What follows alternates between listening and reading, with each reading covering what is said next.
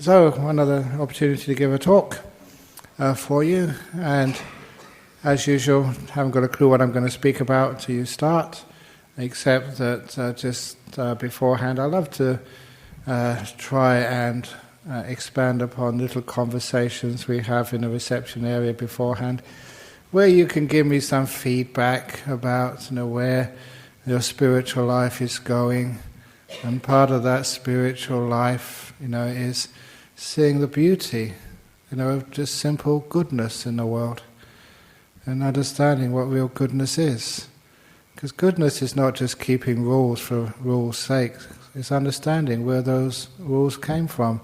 Until you're not really keeping rules, it just becomes common sense to be kind and be virtuous and be trustworthy. It's just good fun.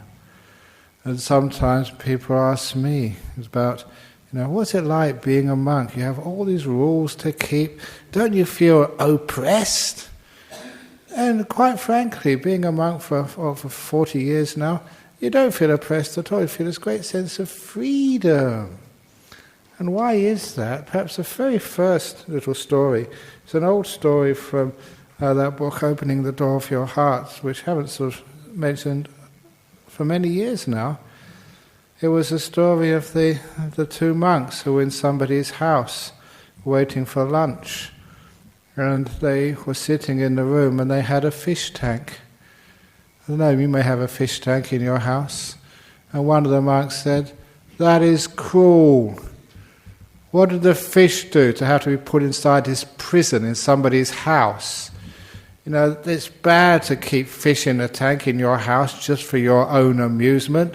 The fish should be free to swim in the lakes and the rivers, to go where they wanted to.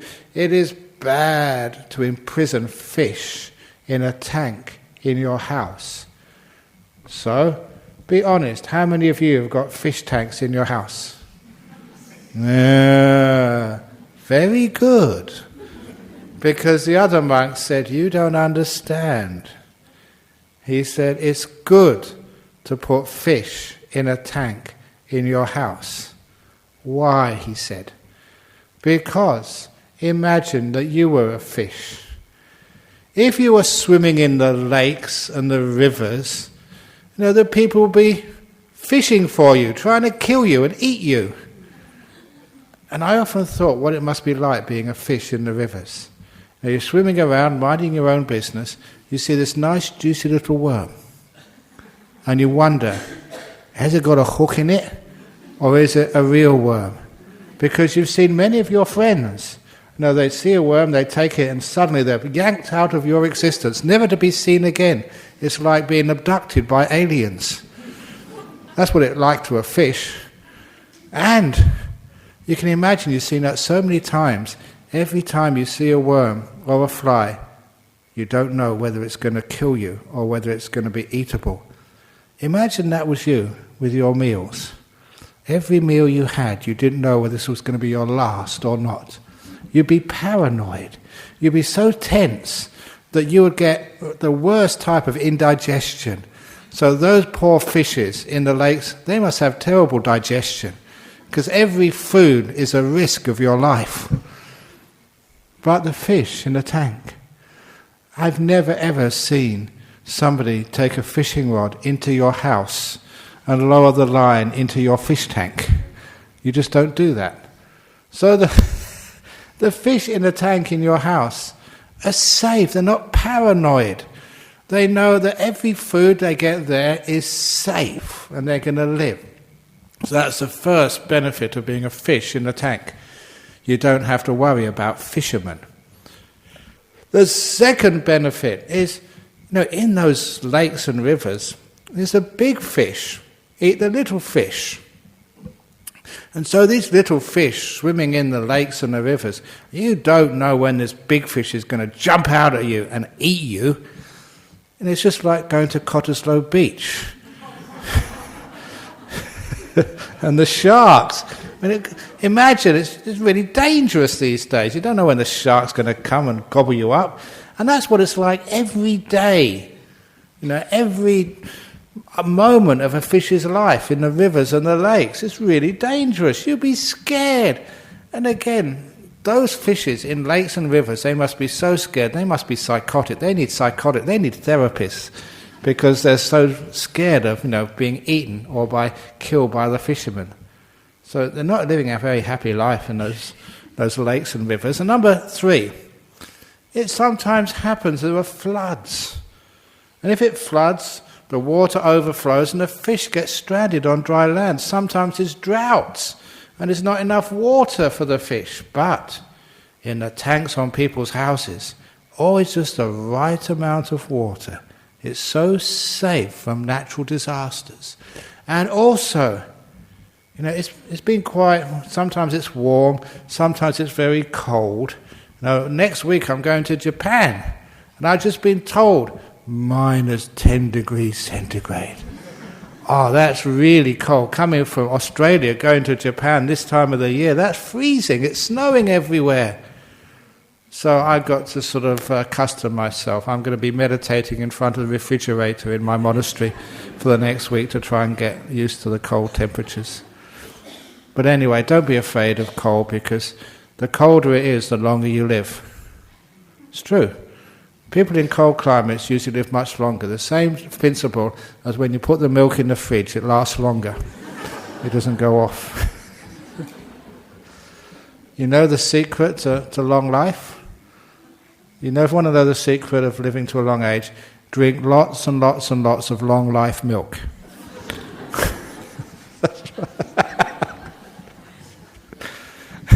That's what it says on the packet, long life milk. Anyway, but in the lakes, and it's cold, sometimes it's hot, but in the fish tanks in people's house, it's like air conditioning, a constant temperature, just what the fish like. Next, if a fish gets sick or injured in the lakes and rivers, it just got to fend for itself. But if your fish get injured in your tank, you got free health cover. You get a fish expert to come into your house, check your fish, and make sure they're healthy again. How many fish in the wild get sort of, even you don't get sort of doctors calling around these days. You've got to sort of drag yourself half dead to the hospital to get fixed up. But fish, they just swim there, and the doctor comes to see them. And of course, they never do without food. Like in the real life, sometimes they're hungry. They get, what's it called? It's like takeaway food delivered to their door 3 times a day sometimes, the fish. So the fish, said this monk, are free from so many dangers. Dangers of fishermen, dangers of bigger fish, dangers of natural disasters like floods or drought, dangers of too cold or too hot, dangers of lack of food, dangers of ill health. They're free of all those dangers. So if you were a fish, where would you like to live? When you put it that way, I want to live in a tank and get looked after. And just you can spend all your day watching all these stupid humans. That's your TV. They will entertain you. So there is something to be said of sacrificing some freedoms for greater safeties. It's true the fish can't swim where they want to, but they're free of so many possible dangers and pains and sufferings. And that's how we always look at sometimes keeping like little precepts, keeping vows of ethics. It's true that if you keep any sort of moral principles, you can't go swimming where you would like to, in the bars and pubs and brothels of Northbridge. But I guarantee you'll be free from many, many dangers if you do that. Now, there's usually, I try and tell one joke every talk, and I tried this joke out on a few people earlier, so here it comes. Sometimes I push the envelope sometimes, and this came from, he's not here, Rodney. Is Rodney here today? No, okay. He's a source of many jokes. And anyway, this was a bikie. You know these bikies, Hells Angels, Comancheros, whatever gang they belong to. And they were in the United States, the whole gang of them, cruising down the highway, looking tough.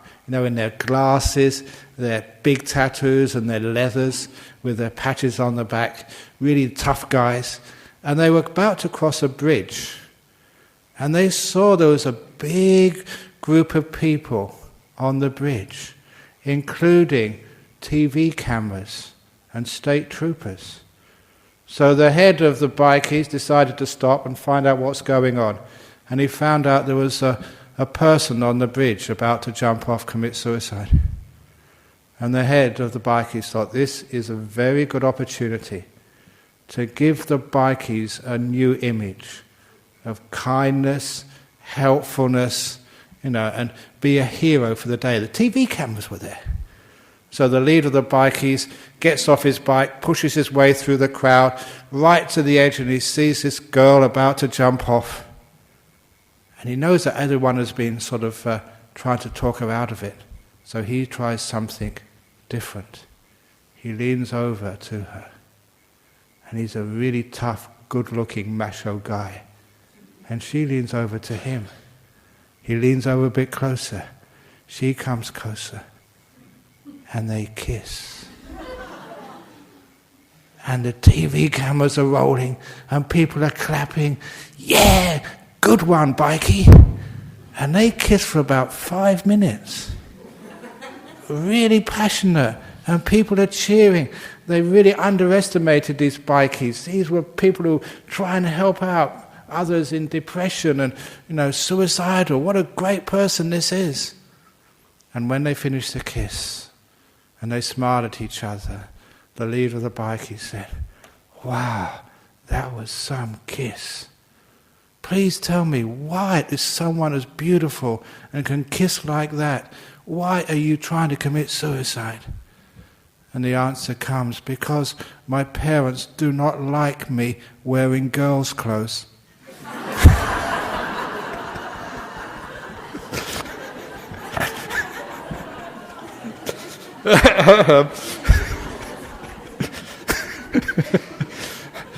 And they don't say what happened next, but I'm sure the bike can push you over.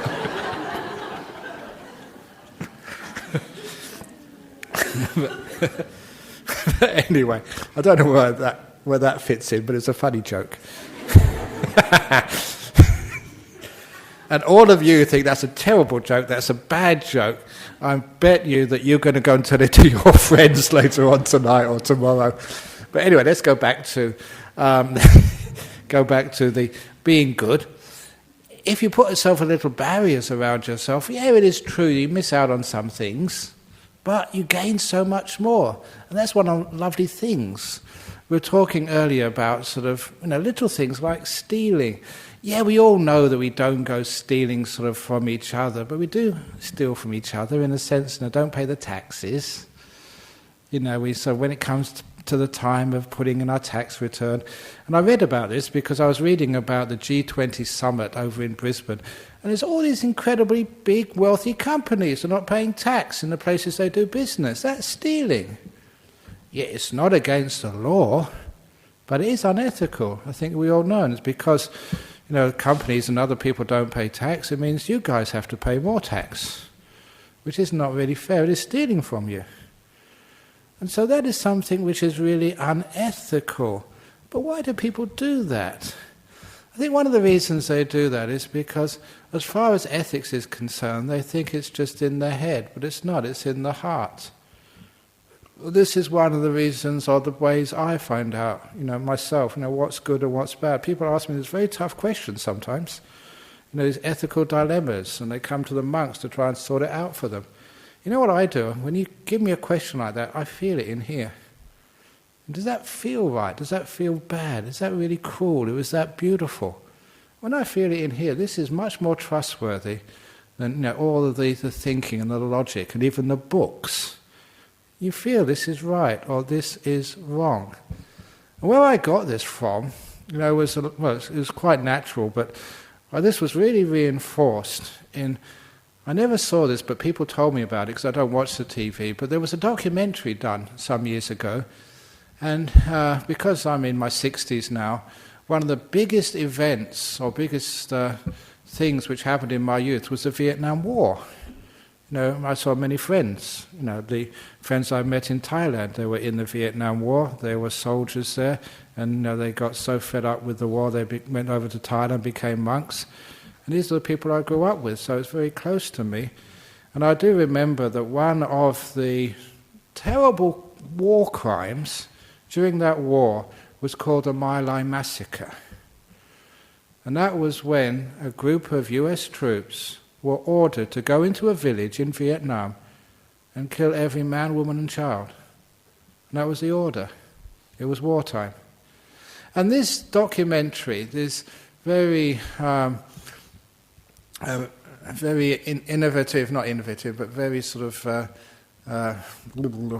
resourceful producer, decided to try and track down as many of those soldiers he could find 25 years later to find out how they were, whether there was any karmic effect of having followed that order and got into that village and killed women and children as well as men.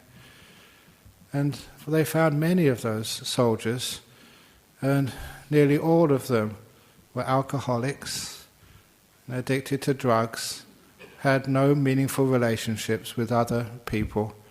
They were socially and psychologically really messed up big time because of what they did. But apparently in all these documentaries there's always one or two who are different, who stood out. And one of these was this African American soldier who wasn't on drugs or alcohol, had a partner, very happy kids, and just having a happy life. And they wanted to find out why. And the reason was that he was, I think, one of only 2 soldiers who refused to go in. And they asked him, said, what happened after he refused? He said, I was put in military jail for about 3 or 4 years, which is really tough, those military jails. He said, but did you know that was what was going to happen? He said, I knew the consequences of refusing an order. Well, how could you do that? And he said he was a very simple guy in some ghetto somewhere in the United States. He joined the army because it was the only way he knew to get out of poverty, to get a life. He had not much education, but he said when he was given that order to go in and shoot every man, woman or child, he knew it was wrong. He said he felt it in here. And he said he just couldn't do it. Even though he knew the consequences we'd be putting in this incredibly tough jail for 3 or 4 years for refusing an order, he just could not do it. And because he believed in here rather than in his head, trying to justify things, he refused. He did spend 3 or 4 years in jail, but afterwards he was this incredibly amazing, wonderful person. He had his self-respect. He had done what he knew was good. And this is something which I ask every one of you and everybody I meet. Whenever you have a decision like that, even if it's going to hurt you, please trust what you feel in your heart. And in your heart you don't need to be a professor of ethics or philosophy at a great university. You don't need to be educated. In fact, education usually means you find all these smart reasons why you shouldn't follow your heart. But when you feel the heart, you know this will tell you more than anything else whether something is right or whether something is wrong. When I was a young schoolboy, my parents were very poor, so I didn't have much money. And I had to go on a bus every morning to school and a bus coming back again. And I thought that if the bus conductor never asked for your fare, I didn't need to pay it. And that was an extra source of income for me. But there came a time when I was about 13 or 14, I felt very bad about that. Something inside of me said that was wrong, and it was like this intuitive feeling of what was right and wrong. No one was telling me, all my friends were doing the same. But then I thought, no, that somebody's got to pay this bus driver's salary, someone's got to pay for the petrol, and I'm sort of cheating, I'm stealing. And I just made up my mind from that day onwards to always pay the fare, even when it wasn't asked. And I do remember many times at the end of the journey, I get off the bus and turn to the conductor and said, you didn't ask me for my fare, here's the fare. And he was always smiling at me for doing that. And I took that up later on in my monastic life. I was incredibly honest. And you notice that when you do follow that heart, you do the right thing, you always find benefits, you never lose out. Because I do recall going, for those of you who know the hardware store Colley and Sons, we had an account in the hardware store Colley and Sons on the Brookton Highway in Kelmscott. And we were doing a lot of building in those early days. I built most of the monastery down at Serpentine. And we got some wood from the hardware store, and it was so much wood, and there's customers behind us, so we were in a rush. And when I got the wood back to the monastery, I realized we got about $50 of wood we hadn't paid for. And it was just a mistake. So the next day I went back to the hardware store, with the driver, and said, yesterday we bought this amount of wood, can you please bill us for it? It's about $50. And I do remember the cashier just looking at me as if I was from Mars. Just staring at me for about 1 minute, and they say, please wait here. And he disappeared, and I was wondering what he was going to do. And he came down, he said, I just talked with the manager, you now have a builder's account with our company, and you have 10% discount on everything you buy. And it only sort of cost us $50, to be honest, and we saved about $500 or $1,000 over the years buying from that place, simply because we were honest. And they knew that we were honest, and they wanted to acknowledge our honesty by giving a builder's discount. The builder's discount only goes for people in the trade. We were just monks. So that it's amazing what you can get when you're honest like that. And it also made me feel so happy that we could be trusted. And I remember in another hardware store, with all these builders and bricklayers and plumbers waiting in line, and I just needed to look at a sample of some, I think, Laminex, and it has this big folder, and I couldn't find a place to open it, so I was moving around trying to find some space, and I found some space behind the counter, and I put the Laminex book down, and it was one of these cash registers, with this very sensitive press buttons. And I must have pressed the right button, because as soon as I pressed it, it went ding, and the drawer came out with all the day's takings in front of me. Thousands of dollars. And all of the people, all the builders and bricklayers and plumbers in the shop, they stopped, were silent, they looked at me, and they told the owner, that monk is stealing. And to all intents and purposes, it looked that way. There I was, in front of the cash register, I'd press the button and the till would come right out in front of me. But we've been doing business at that shop for such a long time. The owner was there, Roy Green, I still remember his name. He's retired now, his son's looking after it, Darren. Roy looked at me and said, those monks can't even touch the stuff. And he walked away with total trust, knowing that I couldn't even touch the money, let alone take any. And that really made my heart very warm. When there's that sort of trust, when you do a little mistake like that, people trust you so much that you are honest, that they don't have to worry about you, they can go and do their business. Isn't it wonderful if we could trust each other that much, so we don't have to lock our doors, so we don't have to reinforce our donation boxes, so we don't have to worry whether we left the key in the car or not. It's beautiful when that happens. And sometimes we've lost that, but it's easy to regain it again when we have this beautiful sense of trusting one another, because we know, good people, we won't steal. We won't take what's not ours. Why? Because I don't want you to take what's mine, so you don't take what's yours. And that way we can have this beautiful sense of trusting, and it takes so many worries away.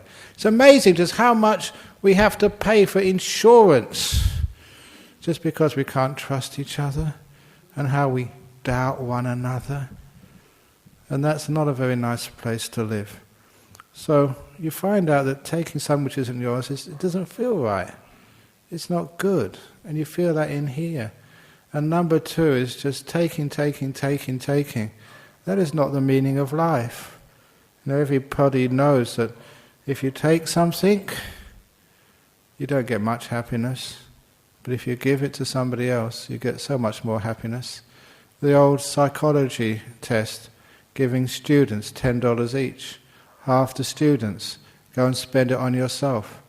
The other half of the students go and give it to some charity, or go and help some poor person or a kid, give them an ice cream, whatever it is. And come back afterwards, give them a psychology test to see which gets the best happiness. And it always occurs that if you have $10 and you give it to somebody else who really needs it, you get so much more happiness than spending it on yourself all the time. And I know that as a monk. I don't have $10, but there's other things which I have. This was yesterday. Yesterday we had an ice cream, I gave it to somebody else, instead of eating it myself, because they dropped their ice cream on the floor. And that was my ice cream. It was a nice Magnum ice cream, and I looked at it and it was nice, and I just wanted it, but I gave it to somebody else. And I got so much more happiness than eating it myself. Look at me, I've got enough in here. Just share it with somebody else. And have you ever done that? And you get great happiness. It's so easy and so cheap, and it makes life so much more beautiful when you share things with other people. I still recall, I think I'd said this story, but it comes up because I go travelling so much. And I was going through Changi Airport once, and I saw this poor Western lady trying to get some rest. I know what it's like when you've been over an all-night flight, and you feel really terrible. You just want to get a few hours of sleep before you get your connecting flight. And she was on some sort of couch trying to get some shut-eye, moving all over the place. And I had eye shades, from the aircraft. And I got out the eye shades. She didn't know me. I didn't know her. I said, "Have some eye shades, ma'am." And she looked at me and gave me this beautiful smile, so she could put on the eye shades and have a rest and have some sleep. I remember that. Just it gives me so much happiness. You help someone. I had the eye shades in my bag. I can get some more later on. So it's nice sharing and giving to people. Now that makes you feel good. You feel it in here. And every time you're kind like that, you give, you don't take. Every time you're trustworthy, it makes just such a great difference to your life. One of the other little anecdotes I recall was when, here's my lots of little anecdotes. It's nice to say anecdotes because it brings these theories to life. You may not know this, but before I became a monk, not only did I have green velvet trousers, long hair, I had a motorbike. And I was going to become a monk. And I knew enough about Buddhism that monks can't ride motorbikes. There's a good reason for that. That only once in my life as a monk have I ridden on the back of a motorbike. Once and never again. Because when you're on a motorbike with these robes, the air gets inside and it balloons up. And you have to hang on because everything is trying to blow you off. It doesn't work with these robes. So never again. But I had a motorbike when I was a layperson, a nice bike. And I thought, what am I going to do with this? I can't take it to Thailand. You can't ride a motorbike as a monk. And I don't need the money because monks don't have money, so I want to give it away. You know how hard it is to give away an expensive item? Because people wonder, what the heck are you up to? What do you want? Are you crazy? Is this something wrong with this bike? Is it hex? Is it black magic that you want to give it away? Why didn't you sell it like everybody else? But anyway, I found a friend of my mother's who was interested, and he saw the motorbike, and he said to me, he said, "How much do you want for it?" And I said, "We'll go upstairs and we'll discuss it in front of my mother. And I need you to do this because you'll find out why in a moment." So he went upstairs to my mother's apartment, and he said again, "I like the bike, how much?" And I said, "Do you really want it?" He said, "Yes, I want it. How much?" And I said, "Nothing, it's yours." And he looked at me. And again, one of those looks as if, is this guy from Mars again? And then my mother, the reason I did this in front of my mother, because my mother came up and said, "He's okay, he's not crazy, he's not mad, he's just going off to Thailand to become a monk." She had to explain it to him before he'd take it. And I remember my mother writing to me after I got to Thailand and said, "That fellow never forgot me. because it was the first time in his life that anyone had ever given him something expensive. And that just blew his mind. There was an act of kindness there. That the world was not just all about money and buying things. It was about something much more of kindness and giving and sharing. It was easy for me because I didn't need it. And it was wonderful joy being able to give to somebody something that they needed. And no money, it's yours, take it. Things like that give me so much happiness. And that's much better if I'd sold the bike and given it to some charity. No, do it charity direct and change a person's life. That's kindness, that's goodness. Now, this is just a few little things here, but you can understand what I mean. And that type of goodness, sometimes we call it giving. And we call it forgiving as well. I'm mentioning this in a talk I gave at the retreat recently, that giving is not just making donations in the box. It's not writing out a check for some charity. It's like giving others the benefit of the doubt. It's just expanding the circle so you can get some of the people who have been cruel to you inside, instead of always keeping them outside of your lives. And the way to do that is actually just whenever you think about someone who's hurt you, please remember that you've given them a trial inside your head. You've judged them, and you have been the prosecutor as well as the judge. And when I saw the way that I judged people and got angry at them and would not forgive them, I realized it was always an unfair trial. I was the prosecutor, I was the judge, and there was no defense attorney. And so I resolved, whenever I was going to judge someone, before I would get angry at them, I'd always force myself to have a defense attorney, someone speaking on their behalf, someone trying to find a loophole to make them innocent, someone who's trying to find something about them which exonerated them, instead of always trying to find out that they were guilty. And as soon as I did that, it became so easy to forgive someone once I got my defense attorney on the case. And I noticed that when you get angry at someone, your husband, your wife, you are always the prosecutor and there's no defense attorney allowed. And that's one of the reasons why we find it hard to forgive. So when we have a defense attorney, we can find reasons to forgive them. You can give them benefit of the doubt. They may have been in a bad mood that day. She may have had PMS. He may have just been drunk. Who knows what happened? But you can stretch probabilities and give them the benefit of the doubt. And that is such a more beautiful way to live. Instead of always just being so suspicious of one another. When I do retreats in Jhana Grove, always in the evening we have question time. And one of the questions, I think last night, I hope the person's going to forgive me for actually bringing this up.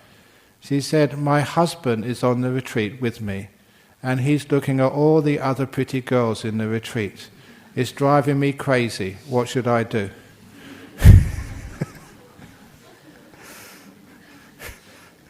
And it's simple jealousy. Now, this is what guys do. They look at pretty girls.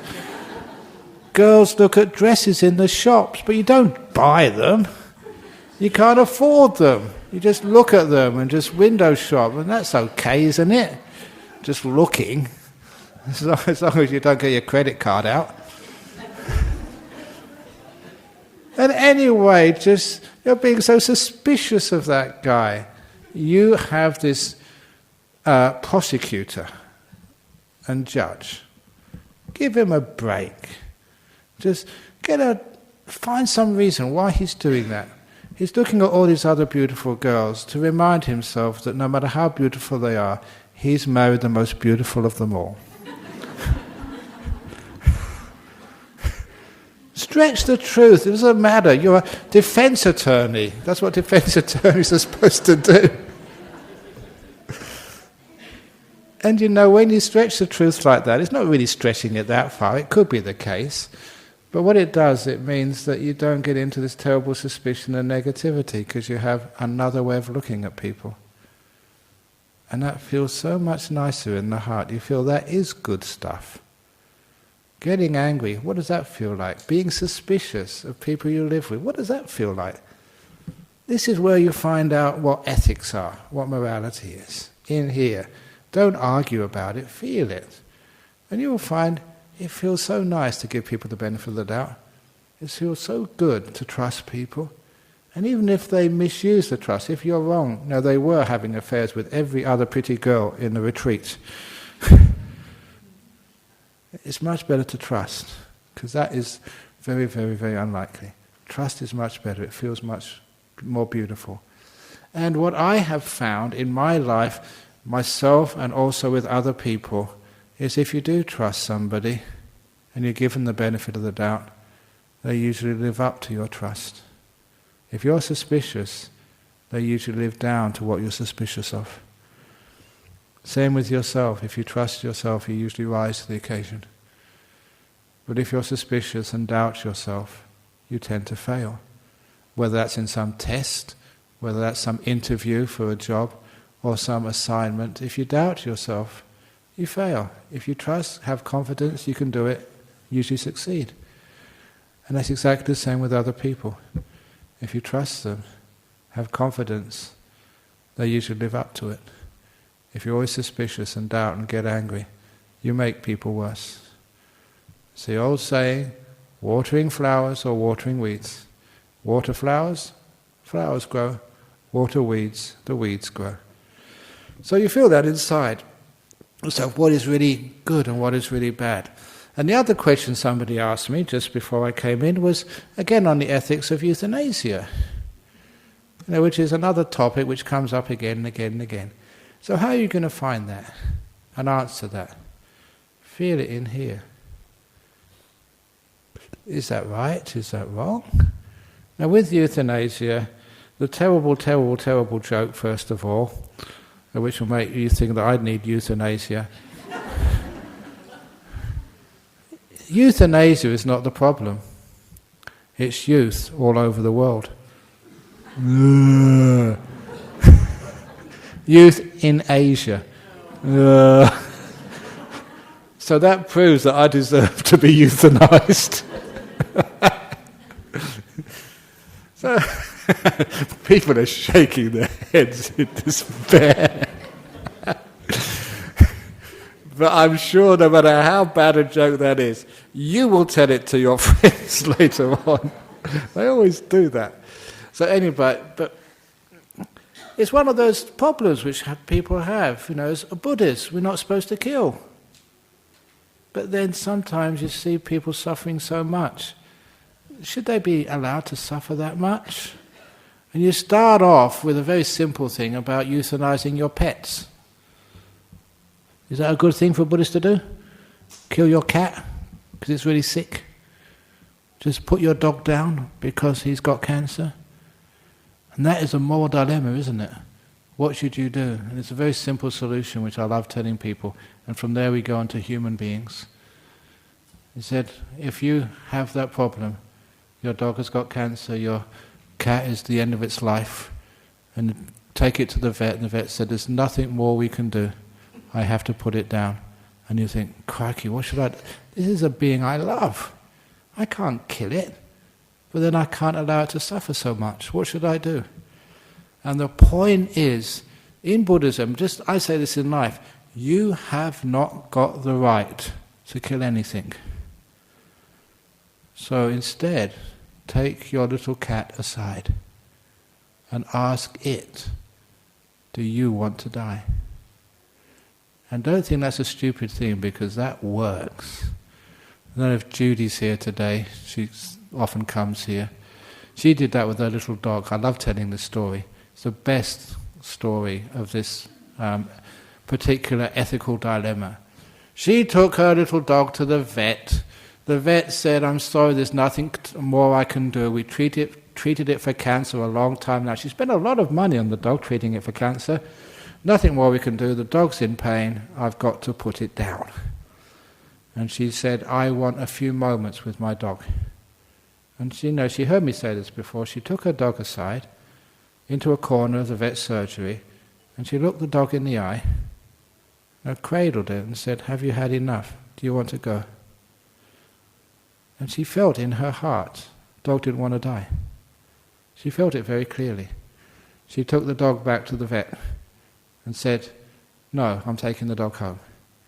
And the way she told it to me, that dog, that sort of vet said, "You Buddhists," he knew she was a Buddhist, "you Buddhists are so cruel. You say you're compassionate and kind, and you're condemning that dog to another few weeks of pain and misery. You terrible Buddhists." He was really angry at her, because the vets are very angry when you don't follow their advice. But she took the dog home, and then she told me 6 months later she took the dog back to see the vet. It had made 100% full recovery. And the vet had a look at that dog, examined it. "You Buddhists are so wise and kind." He changed completely. And that's happened to many cats and dogs, which I know Buddhists have had. You haven't got the right to tell that dog has to die. But you ask the dog and cat, and sometimes you get the feeling back almost immediately. It's had enough. It doesn't want to suffer anymore. It wants to go. And then you take it back to the vet and say, "Put it down. It's not your choice. You've heard that from your cat. Your dog has told you." And then you just convey the dog's wishes to the vet. And then you aren't putting anyone down. You're not killing your cat. It's a cat's choice. And because that's your pet, and you love it, and you've been with it for such a long time, you know in here what it needs to do. And you follow that, and that's always the most wonderful advice. And you never need to feel guilty. You didn't kill the cat decided it had enough. Euthanasia. And that's the same with euthanasia. No one's got the right to put someone else out of their misery, because usually you're just putting them out of your misery, not their misery. You don't like to see them suffer. It's your pain you're trying to get rid of. But if it's what we call voluntary euthanasia, in other words, you make that decision whether you've had enough. And I always say as a Buddhist in ethics that is your free choice. And the job of other people is to make sure it is a free choice and you're not being coerced. There's no sort of pressure on you to make a choice either way. You're not depressed, you are in full command of your faculties. And if you have full command of your faculties and you're making a decision based on the pretty much clear evidence of the doctors who tell you what the probabilities of recovery and what's going to happen to you, you have all that information and you make a clear decision. As a Buddhist, it is your right to make your choices. In Buddhism, for those traditional Buddhists, we say, you are the owner of your karma. No one else is, just you. And you make that decision. And I talk about this because for those of you who don't remember, the first person in Australia, actually the first person in the world, to have legally assisted voluntary euthanasia was a Buddhist from Darwin, Mr. Dent. He was a Buddhist, the first person to have legal voluntary assisted euthanasia. And I never met him, but one of the monks in our monastery did meet him. And he told the reason why he wanted to go for voluntary euthanasia. This is fascinating because you can understand this is direct from the source of someone who actually did it. And he said that he was in some degenerative disease with no quality of life, bedridden, had to have his bottom wiped when he went to the toilet, he was incontinent and could never get up. And he could be in that state for years with literally no quality of life. And he said he didn't mind enduring that to the end.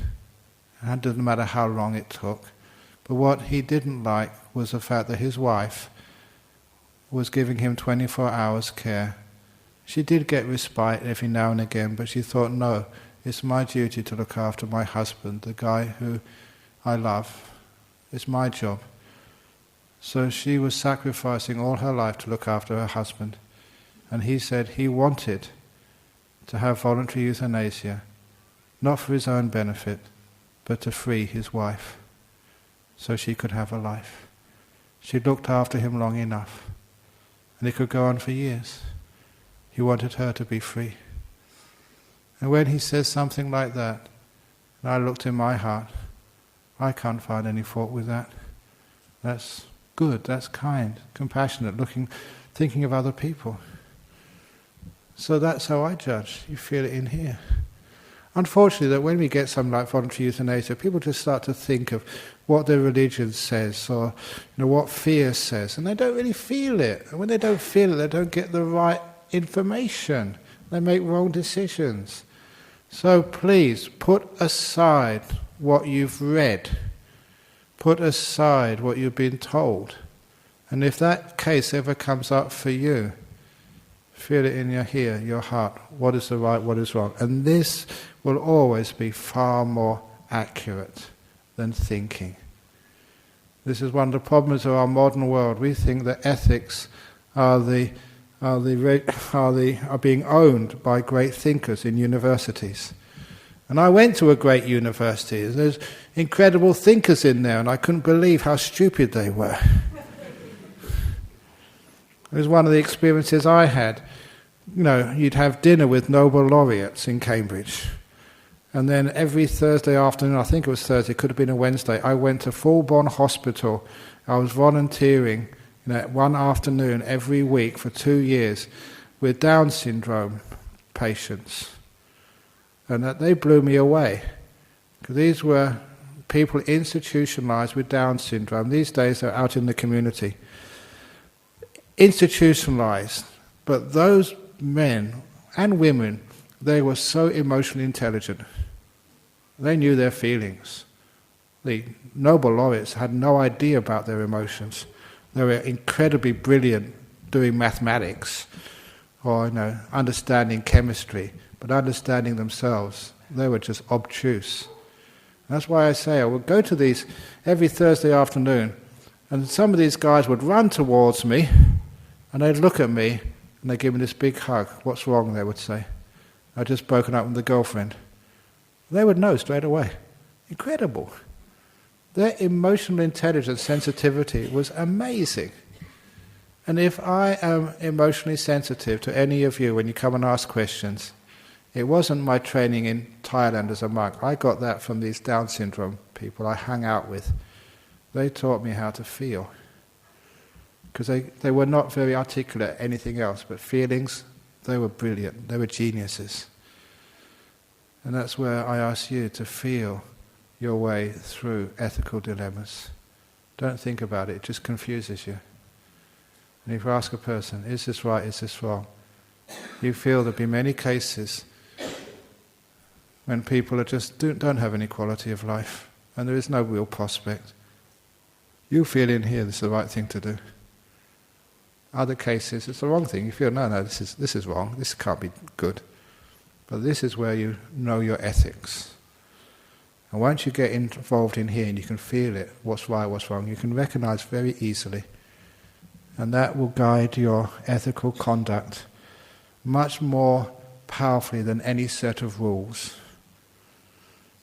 And that's where the mindfulness of the feelings in here, understanding that this is the seat of all which is good, and also you can feel what's bad. Let this be your guide, and then you will never have any problems making decisions about what to do in what for some people are very ethically challenging. For you it's obvious. You feel it, and it's right. So there we go. Thank you for listening. Sadhu, sadhu, sadhu. Very good. Okay, now some questions from you guys.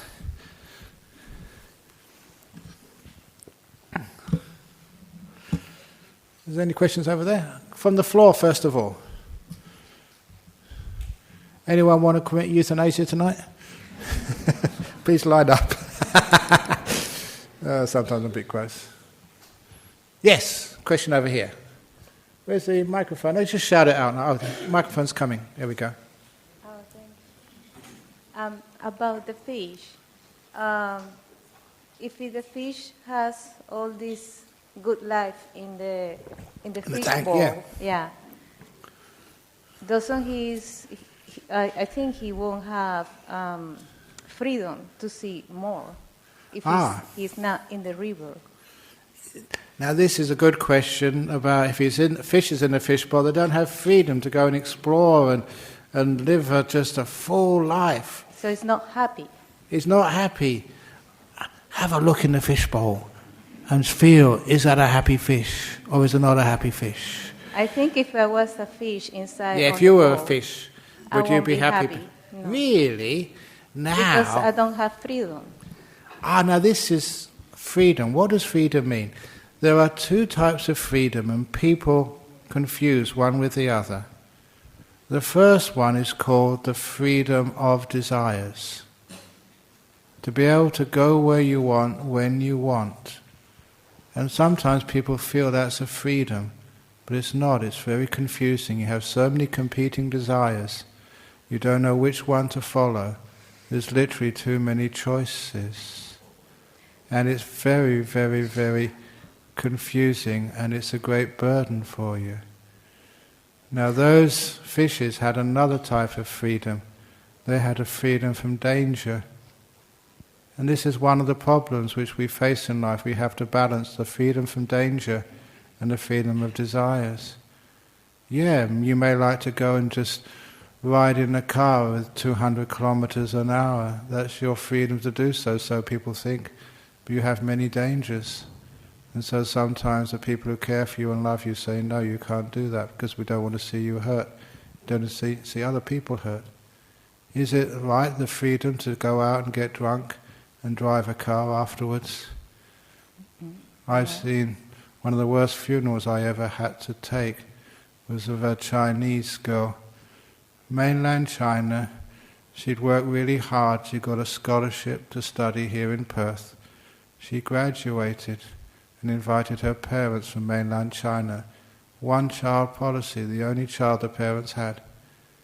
And she was showing them around Perth. She was walking in Gosnells when a drunk driver lost control of the car and slammed into her in front of her parents. She died. And when I saw those parents at the funeral, they could not understand any English. And they were just totally despair. I've never seen such despair. Their whole life they'd sacrificed, and all their hopes and their dreams lie in this one child who got so close, graduating, when she was mown down and died because of some stupid drunk driver. When you see things like that, you realize the freedom to do what you want sometimes has to be limited. We have to put people in tanks, because when they swim around wherever they want, they create so much harm to themselves and others. It's how wide is that tank? That is the sort of interesting thing we can debate. But everyone has to live in the tank. There has to be some boundaries. And never think that those boundaries need to be broken. Yes, you can't swim where you want to. You don't have the freedoms. But you have the freedom from danger, the freedom from suffering. That's another type. So don't always think that freedom is doing what you want when you want to. It's also the freedom from danger, the freedom from harm, the freedom from suffering. It's a trade-off. And that's what that simile of the fish tank makes very, very beautifully clear. Thank you. Okay. You're married, you have a relationship. It means the boy's in the tank. He can't go swimming the usual places. Same with you. But it's worth it. Any other questions? Anything on the internet? No questions on the internet. Any other questions from the floor? Going. Gone. Okay, great, because I'm teaching retreats, so I'm going to go back to Ajahn Brahm afterwards. So have a wonderful evening. I'll be back again next week for another talk. All the best to you. Take care. We now pay respects to Buddha, Dhamma, Sangha.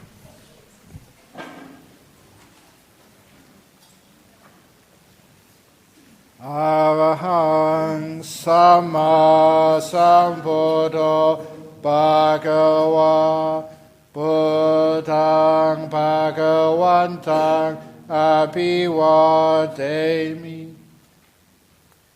Suakato Bhagavata Dhammo Dhammang Namasami Supatipano Bhagavato Sawaka Sangho Sanghang Namami